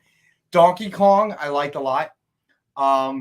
Dragon's Lair, Space Ace was the same kind of game, if I remember correctly. I didn't like it. I was not very good at it. I couldn't get it. You know, because if you didn't do it right, it didn't switch to the right page, and I just the lack of continuity. And Weird Defender was my addiction as well. My buddy got to meet Don Bluth at a MegaCon last week. Yeah, that was his art, right? Yeah, in the game. All right, Matt. Hope it's a good steak, buddy. But yeah, that was the time, my man. That was the time. Yeah, Miss Pac-Man's one that I love playing that game. Q*bert is another one that I always loved playing. Root Beer Tapper. I don't know if you remember that one, but I liked that one. Those are some of the old school games I really, really like. But then, you know, my real era of the arcade was Street Fighter 2, Mortal Kombat, Teenage Mutant Ninja Turtles. That era was definitely my skating rink arcade type. Oh, that was good stuff. I felt like the one that started all that kind of fanatical, you know, quarters on the machine, everybody waiting. Asteroids. Yeah. Oh yeah, Asteroids is great. So simple. It was, you know, lines. It wasn't, you know, it was such a simple game, but it was. And then I think the next one was Defender, really, that took hold and stuff like that. Yeah, the good old days, man. Oh, you remember the arcade version of Punch Out? That was a cool one too. Yeah, that was pretty good. But Punch Out, you usually played at home, and you had to time it. I remember. I think I beat Tyson once. Oh, really? Yes. I never beat Mike Tyson on Mike Tyson's Punch Out without the Game Genie, which was the thing you could add, you know, hook into it to like have cheat codes and stuff. But yeah, it was impossible. I still play Mike Tyson's Punch Out. I still can't get a handle on it. I can get to Mike Tyson, but I just get creamed every time. So the only reason I did it is I was at a buddy's friend who had beaten him already. So TJ, Lunar Lander, dude, that's old. My first time playing it was on a Commodore PET, and it was a school computer. I remember that one. NBA Jams. What was that really good NBA game? It was an arcade game, and then the player would catch fire. Yeah, NBA Jam. It was NBA Jam. Was that NBA Jams? Yeah, because And it was only Fuego. 2-on-2. It was only 2-on-2, right? They would actually have Scottie Pilgrim, Scottie Pippen and Michael Jordan, for instance. And that was good stuff. NBA Jam's awesome. So was NFL Blitz. NFL Blitz was a good one too. So, and then that all ended just like payphones. Weird, huh? Yeah. All right, so let's finish up. We got a handful of more signed books, and then we got incentives. So let's go through that, and we will do. We'll do a quick recap, and then we'll do the giveaway. All right. Tetris. Yeah, Tetris was kind of an office. I was an adult by the time Tetris came. You had that escape button that threw up spreadsheets on your computer in case the boss was walking by. That's funny. All right, so next up, we got Batman 3 Jokers #1. Cover A signed in silver by Jeff Johns. Suggested retail of $69.99. We got it tonight for $30. That is a dead bargain. It is a good bargain because I'll tell you what, interest in Batman 3 Jokers is about to spike up again in the Chip Zdarsky Batman or Joker Year 1 in the Batman title. A lot of in the new issue this upcoming week. I would expect some interest in the 3 Jokers after that. I remember Centipede, Big John. All right. Next up, we have Heroes Reborn Marvel Double Action #1 signed by Tim Seeley. All right, Commander in Beef, you got it, buddy.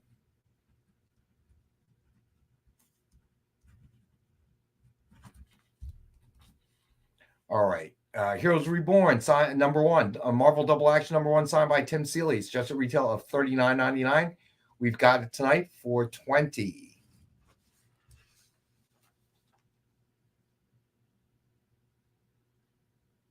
Yeah, right, Edward. That's why Tetris had that boss button. Hit escape and it goes that the fakey spreadsheet. All right. Next up, we have King in Black #1 signed by Donnie Cates. Suggested retail of $49.99. We have it for $30.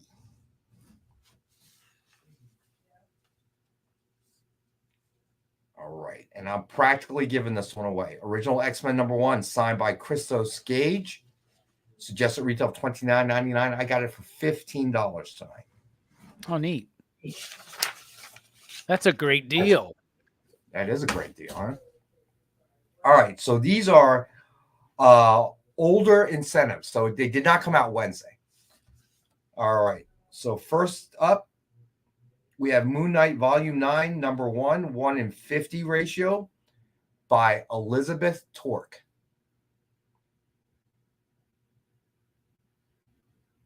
Give Jay a second here. There we go. All right.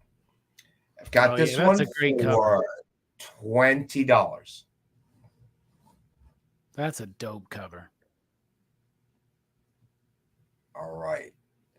Then we have Moon Knight Volume 9, #1, 1:100 ratio by Bill Sienkiewicz.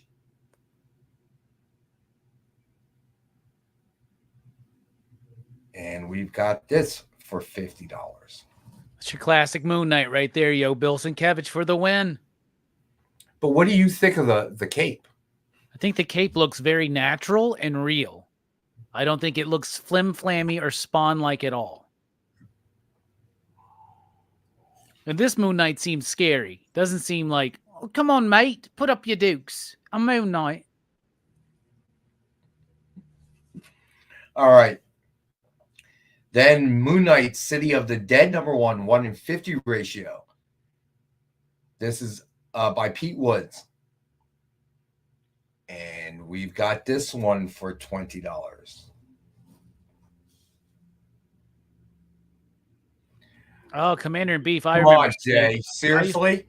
I used to play Snake on my phone all the time on my Nokia. I got addicted to Snake for a minute. So, Jay, I mean, come on, really? I mean, when the show was on, all he did was complain about that cape. All right. Next up, we have Multiversity. Harley screws up the DCU #1, 1:25 ratio. Riley Rossmo. variant. And we've got that for 10. Yeah, right. There's no Blade 3. Didn't exist. Didn't happen. Yeah, it'd been nice if they would have done that, but they didn't. So, yeah.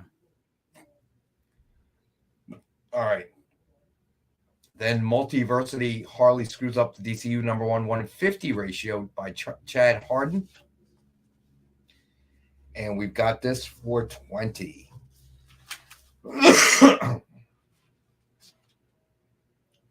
Then we have Plot Holes number 1/110 ratio by Sean Murphy.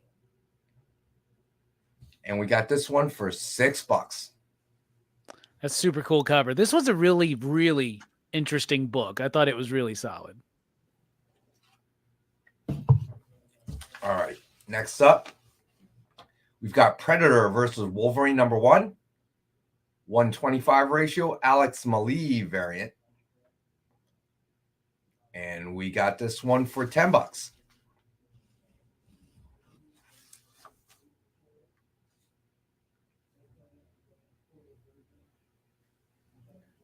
All right, then we have Predator versus Wolverine number 1/100 Alex Maleev Virgin cover.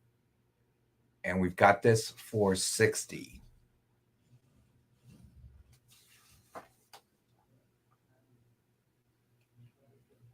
Then we've got Red Goblin number 1/125 ratio, Alexander Lozano variant. And we've got that for 10. I was surprised how much I enjoyed this Red Goblin run. I had fun with it. All right. So then we've got Red Goblin number 1/150 Dave Raposa variant. And we've got that for 20. It's gnarly. Like them fingers on Chameleon on that Spider-Man cover. All right. And then finally, Red Goblin number 1/100 In-Hyuk Lee variant. And we've got that for 50. All right. So now it's time for the full Rex Cap. All right. Jay, we're going to start with the Thundercats, buddy. I'm not going to go through the bundles again. All right. So still available, Thundercats number 1 cover set. 7 cover set. So you see the 6, there is a blank in addition to that. And we've got this at cover price for $34.93. Then we had Unworthy Thor number 1, Hulk number 1, Captain America number 695, and Iron Man number 600, 4 cover connecting set.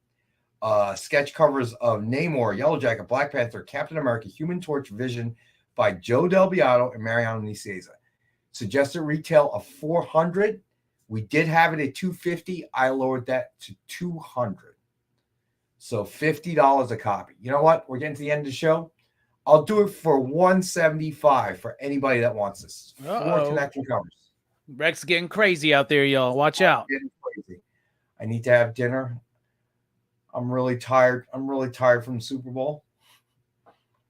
Not that I played, or I'm Taylor Swift. So all them cray dads you were eating last night got to you, man. Maybe, dude. Maybe. All right. So then we had Spider-Gwen, Shadow Clones number 1, signed with Spidey cover sketch by Dan Neidlinger. Suggested retail $149.99. We've got it for $65 tonight. It was at $75. I lowered to $65.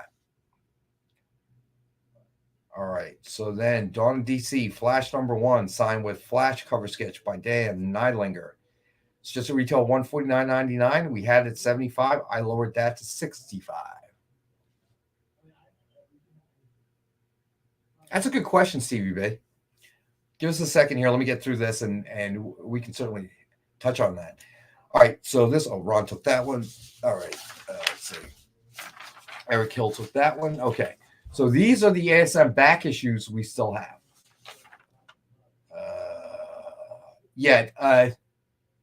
Jay. Oh, yeah, that's right. I said that one. Okay, here we go. All right, so Amazing Spider-Man number 307. Now, I'm looking at these. I think they're 9.0s or better. So we have this one for $15. I think the gnarly fingers are scaring people from buying this. That should be the reason to buy it. All right, so then we have Amazing Spider-Man number 325. And we've got this one for 8. Then we have Amazing Spider-Man number 344. And we've got that one for 17. Then we have Amazing Spider-Man number 365. And we've got that for 15. Yeah, TJ, it is a lot of hard work, man. All right. So then we had Dark Knight's Metal number 5, comic art sketch, Comic-Con exclusive by Scott Schneider and Greg Capullo. It is a connecting cover, as you can see. It's just a retail of $99.99. Yo, look, it's been fixed. It's been fixed. Look at that. He fixed it. Jay's that kind of dude. Way to go, Jay. All right, so we've got this for $49.99, a dual signed book. All right, then we did Return of Superman 30th Anniversary Special signed by Dan Jurgens. Also a wraparound cover. It's just a retail $49.99. Got that for $30 tonight. CJ, what I would have done is fixed the metal one, but this one I would have unfixed, is what I would have done if I was you. All right, so then we have Silver Surfer Rebirth number 1 signed by Ron Mars. Suggested retail $49.99. And we've got this one for $30.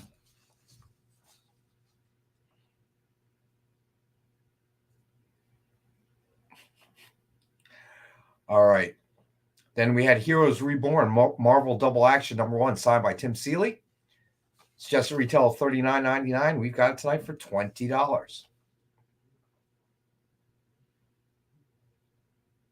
All right. And then King in Black number 1 signed by Donnie Cates. Suggested retail $49.99. We're selling that for $30. Then Original X-Men number 1 signed by Christos Gage. Suggested retail $29.99. We've got it tonight for $15.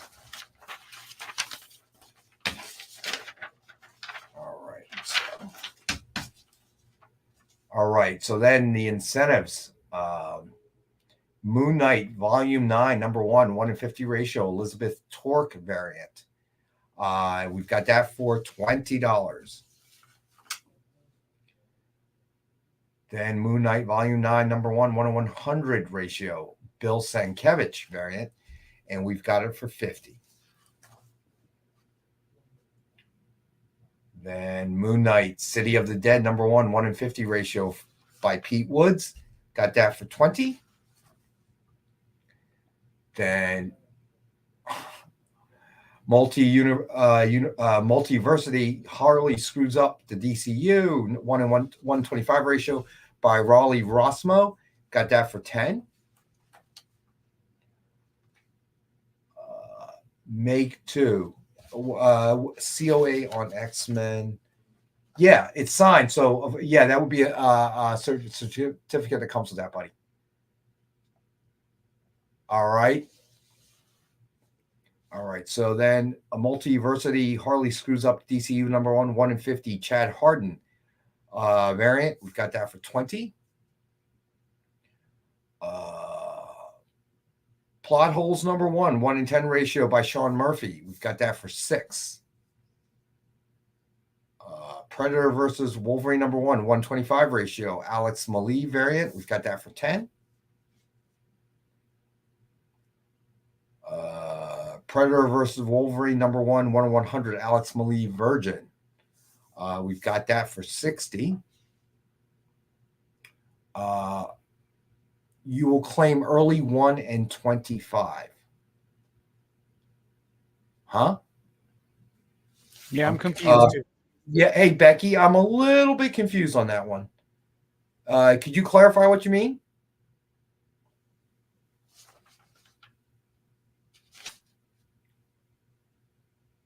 Oh, wait. The Wolverines?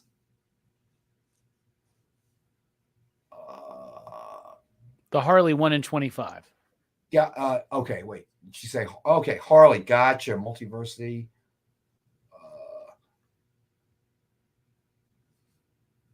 Gotcha. Okay, gotcha, Becky. All right, cool. So you want the Multiversity Harley Screws Up DCU 125 Riley Rossimo for $10. Gotcha. Okay. There we go. Becky, you got it. You got to be specific. We're not that bright here. All right. Then to finish up, we've got 125 CJ. So you talking about the Predator or the Harley? All right, 125 Maverick. 125. Gotcha, Maverick. All right. So Maverick, CJ. All right. So CJ, I'm going to assume that you mean the Wolverine, Predator versus Wolverine, because you came in after Maverick. Wait, CJ says, what? Evil Eddie. Huh? All right, I'm going to pencil you down. He's talking to that comment's responding to Eddie's comment. Oh, okay. CJ, I got you down, but I'm assuming you did not mean Harley. You meant Predator versus Wolverine. No, he was just verifying for Becky. Okay, got it. All right. Make 2 claim. You got it, buddy. So you're claiming the X-Men, and then you want the $30 grab bag special. Gotcha. So make 2. Combo make 2. You got it, buddy.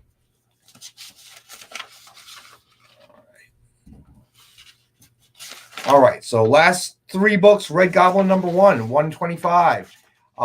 Alexander Lozano variant, got that for 10. And then Red Goblin number 1, 1 in 50 ratio, Dave Raposa variant, got that for 20. Then Red Goblin number 1, 1 in 100 ratio by In-Hyuk Lee, and we've got that for 50. And want to remind everybody that the EXP, the Experience app, is up and available, and you can get that both at the Google Play Store and the Apple App Store, obviously. All right, so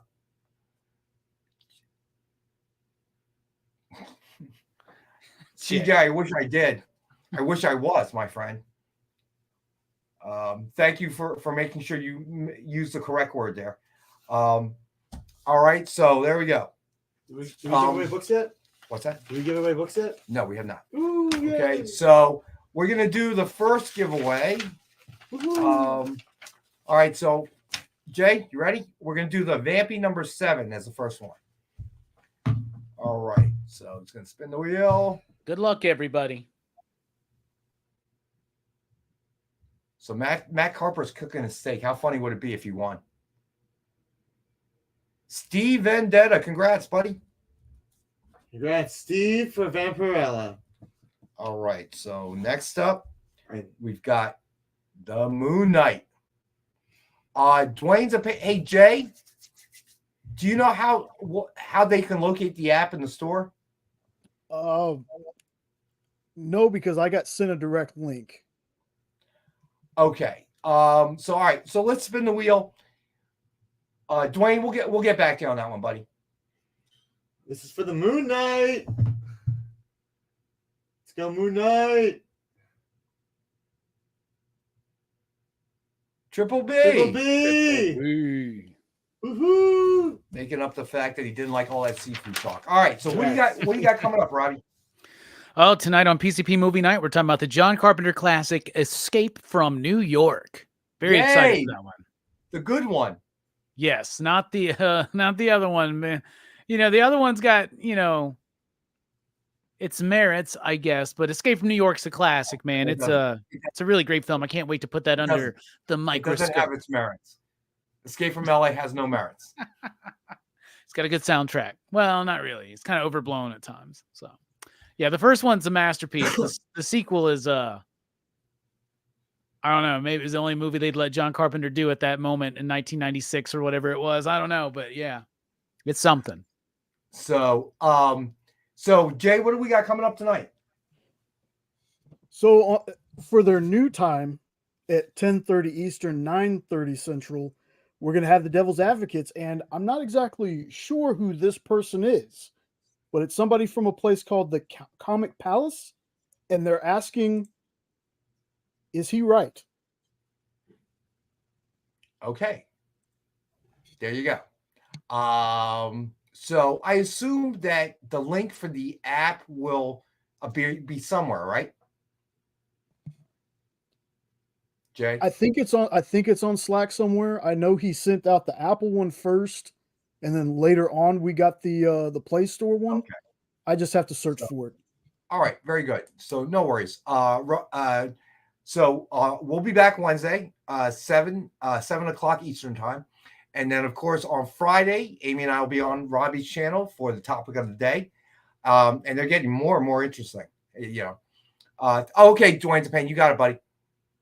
And then, of course, Nick will be here at 7 p.m. Eastern on Friday night with his original art show.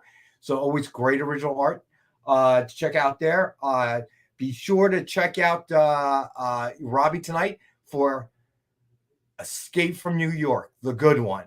Okay. On every level, Lee Van Cleef, everything. Escape from LA. What are you kidding me with the basketball? Come on, dude.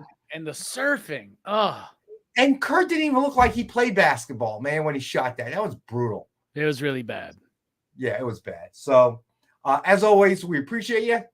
Have a great week. We'll see you guys on Wednesday. Thanks, Robbie.